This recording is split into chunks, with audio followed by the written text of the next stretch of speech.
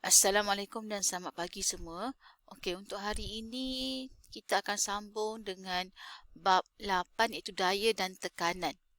Okey, untuk kelas pada hari ini kita akan pelajari mengenai tekanan di dalam bendaleh, iaitu mengenai konsep tekanan dalam bekas sistem tertutup. Yang kedua mengenai aplikasi prinsip Pascal. Yang ketiga kaitan antara halaju bendaleh dengan tekanan. Okey, seterusnya hari ini juga kita akan belajari dua prinsip iaitu tekanan dalam bendaleh iaitu prinsip Pascal dan prinsip Bernoulli. Okey, cuma hari ini kita fokus pada prinsip Pascal, cuma kita ada sikit je yang berkait dengan prinsip Bernoulli. Okey, sila perhatikan gambar rajah botol air, apa beza antara botol A dengan botol B. Okey, perbezaan ialah jarak pancutan untuk dia punya botol B ni lebih jauh berbanding jarak pancutan untuk botol A, sebab botol B berlakunya tekanan tambahan mana bila kita picit botol tu. Tapi dia punya lagi satu, dia punya ni tekanan yang bawah paling lubang yang bawah tu paling jauh menghasilkan jarak pancutan, manakala yang atas tu jarak pancutan dia paling dekat. Okey, kenapa berlaku? Disebabkan oleh penyebaran tekanan. Dia berlaku disebabkan oleh penyebaran tekanan yang berlaku yang dikenakan ke atas bendaleh secara seragam pada keseluruhan bendaleh dan ke semua arah dalam sistem tertutup. Okey, apa maksud sistem tertutup? Ia ialah sistem fizikal di mana jirim tidak dapat masuk atau keluar daripada sistem. Okey, cuba perhatikan pada rajah ni, alat ni. Okey, bila ombor ditolak ke bawah, ombor ni akan menghasilkan tekanan pada bendaleh. Ni adalah air. Tekanan pada bendaleh ni akan dipindahkan secara seragam ke seluruh bendaleh dan ke semua arah. Macam mana buktinya bendaleh tu tekanan pada bendaleh tu dipindahkan secara seragam ialah kita tengok pada dia punya pancutan air yang keluar secara seragam pada setiap lubang A hingga G tu. Okey, ni ialah nama dia ialah prinsip Pascal. Tekanan pada cecair dalam sistem tertutup dipindahkan secara seragam ke seluruh bendaleh dan ke semua arah. Okey, maknanya semua arah menghasilkan tekanan. Okey, untuk tekanan bermaksud daya yang bertindak pada ke atas satu unit luas permukaan. Okey, tekanan bersamaan dengan daya bahagi dengan luas atau formulanya F2 force bahagi dengan area. Okey, rumus ni kena ingatlah untuk kira nanti. Okey, apa dia aplikasi prinsip Pascal? Prinsip Pascal ni melibatkan sistem jet hidrolik, sistem brake hidrolik dan kerusi rawatan gigi. Okey, sebelum kita pergi kepada peralatan tu, kita kena tahu dulu apa itu prinsip sistem hidrolik, macam mana prinsip tu berlaku. Okey, pertama, prinsip hidrolik ni tidak mempunyai bentuk tetap, tak boleh dimanfaatkan, dipindahkan secara seragam ke semua arah dan mampu membuat kerja berat. Okey, ni ialah kerja berat. Maknanya dia boleh mengangkat kereta yang berat itu. Okey, macam mana kereta tu boleh diangkat? Menggunakan apa?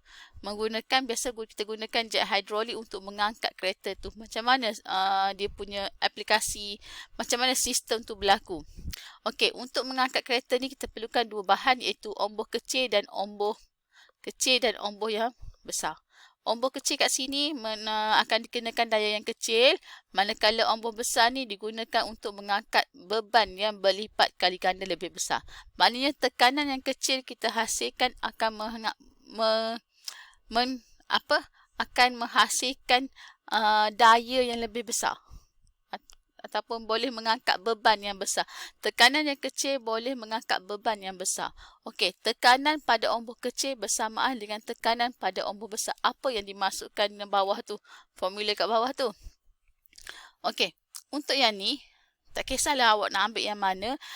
Satu bahagian ni kita akan bagi pada satu bahagian ni satu. Maknanya tekanan pada ombor kecil bersamaan dengan tekanan pada ombor besar. Tu formula yang pertama. Tekanan pada ombor kecil bersamaan dengan tekanan pada ombor besar. Macam mana tu? Tekanan formula bersamaan dengan F 1 bahagi A1. Maknanya tekanan ni, ombor kecil ni F1 bahagi A1 bersamaan dengan F2 bahagi A2. Tekanan dekat sini sama dengan tekanan ni. Tekanan pada ombor kecil ni sama dengan tekanan pada ombor yang besar. Okey. Okey, kita teruskan dengan soalan seterusnya. Okey, cuba tengok soalan ni. Okey, soalan ni menunjukkan raja di bawah menunjukkan sistem hidrolik untuk menaikkan beban X ni. Beban X, hitungkan berat beban X. Kita nak cari beban X berapa. Okey, kita bahagikan kepada 2. Satu ombor kecil, satu ombor yang besar. Ni 1, ni 2. Contoh. Okey, F1 bahagi dengan A1 sama dengan F2 bahagi dengan A2. Kita teruskan formula ni. Gunakan formula ni. Okey. F1, daya 1 ialah 10 Newton bahagikan dengan 0.2 meter padu. Okey. Sama dengan, bersamaan dengan beban X bahagikan dengan 2. Okey. Jawapannya ialah apa? Okey. Jawapannya ialah 100 Newton. Okey. Untuk soalan yang kedua. Okey, ni boleh jawab, terjawab ataupun pause kejap video ni untuk jawab dulu. Okey, untuk ni daya 10 Newton dikenakan ke atas ombor kecil. Ombor kecil sama dengan F1. A1 sama dengan F2. A2. Okey. Ombor kecil dengan ombor besar. Okey, 10 Newton dengan kata ombor kecil dengan luas permukaan 0.1 meter padu. Okey. Ditunjukkan dalam rajah ni, berapakah berat beban yang maksimum dapat diangkat oleh jet hidrolik jika luas permukaan ombor ialah 10 meter padu. Jadi, F1 yang ni. 10 Newton bahagi dengan luas permukaan ni. Dia bersama dulu tu. 1 meter padu. Okey, sama dengan F2. Berat beban tak tahu berapa. F2. A2 ni. A2 10 meter padu. Jadi F2 bersamaan dengan, okey, awak kira-kira bahagikan dulu 10 Newton bagi 0.1. Kemudian 10 meter ni darabkan dengan jawapan ni akan dapat 1000 Newton. Okey, boleh semua Okey, barulah kita pergi kepada sistem hidrolik. Okey, ni sistem hidrolik ni yang pertama untuk alat sistem jet hidrolik. Jet hidrolik digunakan untuk mengangkat beban yang berat seperti kereta. Macam mana penggunaannya? Tuas ditolak ke bawah dan ke atas secara berulang kali untuk mengangkat kereta tu. Okey, ni boleh Cikgu tentu fahamlah. Okey, ni sistem dia macam mana tuas ni. Tuas ni menghasilkan tekanan pada ni. Ni air dia. Kemudian akan mengangkat beban tu. Okey, yang ni ialah macam mana nak tambahkan ketinggian pada beban tu. Okey, kereta tu nak tambahkan kereta duduk bawah, nak angkat kereta tu ke atas. Macam mana? Tuas ni ditolak ke bawah. Kemudian ombor kecil ni, ombor ni akan mengenakan tekanan ke atas cecair. Kemudian cecair ni cecair akan pergi ke sini untuk memindahkan tekanan ke ombor yang besar kat sini. Kemudian dia akan tolak ombor yang besar naik ke atas, maknanya akan terangkatlah beban tu ke atas. Okey, untuk yang seterusnya untuk nak kekalkan ketinggian beban. Kereta duduk kat situ je tak bergerak. Okey, macam mana kita nak kekalkan ketinggian kereta tu, beban tu? Okey, pertama tuas tu ditolak ke atas. Okey, bila ditolak ke atas, injap A akan terbuka. Bila injap A terbuka, tekanan cecair yang tetap dikenakan pada ombor yang besar untuk mengekalkan kedudukan ombor yang besar. Ni buka, ni tutup. Okey, maknanya air terhalang di sini.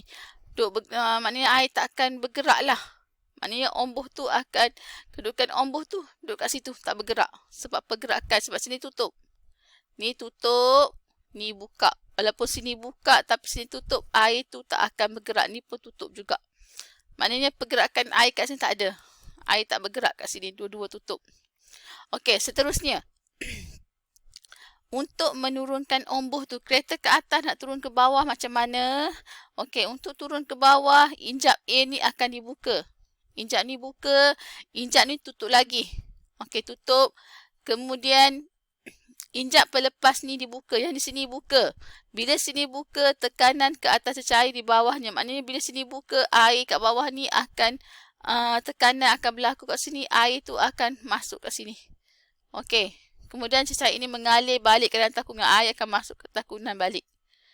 Okey, mana kereta pun akan turun. Air tak masuk, sini tutup. Jadi air akan pergi ke situ, tekanan kat situ tak ada, omboh tu akan turun ke bawah. Okey, ni untuk jet hidrolik. Manakala yang last kali untuk kerusi rawatan gigi, okey, biasa pergi ke klinik gigi kan, kita akan nampak kerusi ni. Okey, kerusi ni dia boleh gunakan, biasa doktor akan guna tekan macam tu, dia akan laraskan kedudukan kepala tu dan kaki macam mana nak duduk, paras mana yang selesa bagi doktor dan bagi pesakit. Okey, seterusnya.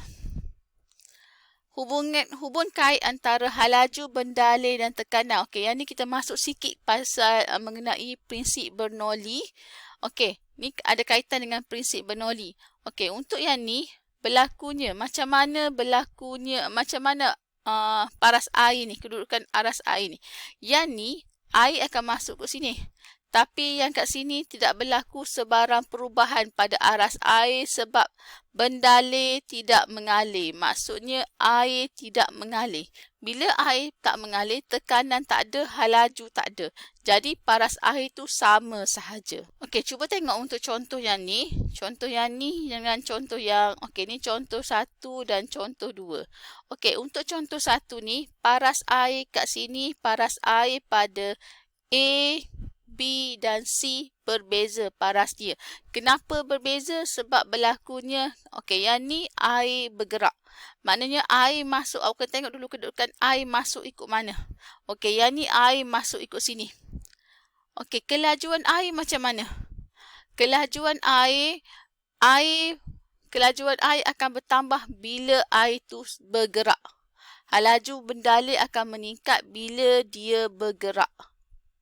Bila dia mengalir, maknanya pergi ke hujung ni, dia semakin meningkat halaju dia. Jadi dekat C tu, yang paling tinggi halaju ialah pada C. Halaju nak pandang ke atas. Okey, cikgu buat hash nak pandang ke atas tu bermaksud halaju meningkat. Jadi halaju yang paling rendah antara A, B, C ialah kat sini. Dekat A, halaju paling rendah. Okey, halaju yang prinsip Bernoulli mengatakan bahawa halaju yang tinggi menghasilkan tekanan yang rendah. Halaju tinggi, T rendah. H tinggi, T rendah. Okey, jadi kat sini, bila H tinggi, T akan jadi rendah, tekanan rendah. Jadi tekanan paling rendah ialah pada ni, pada C. Tekanan rendah. Tekanan paling tinggi ialah pada A. Bila tekanan tinggi, air paling banyak boleh naik ke atas. Jadi paras air paling tinggi dekat A. Dekat C, halaju tinggi, tekanan rendah. Bila tekanan rendah, air boleh naik sikit sahaja, tak boleh naik banyak.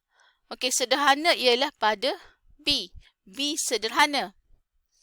Okey, boleh faham Maknanya semakin tinggi halaju, semakin rendah tekanan. Kelajuan air berdasarkan air masuk ikut mana. Okey, kalau yang ni air masuk ikut sini. Okey, halaju air akan meningkat bila dia bergerak.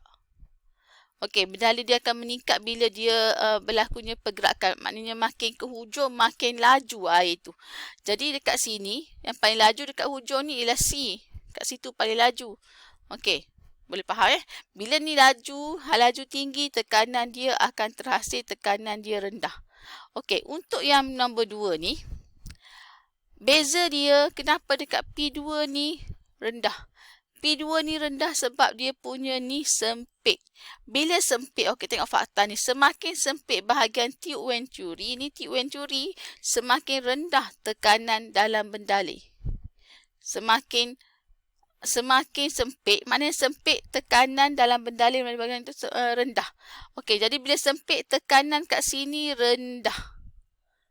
Okey, paling rendah. Tekanan kat situ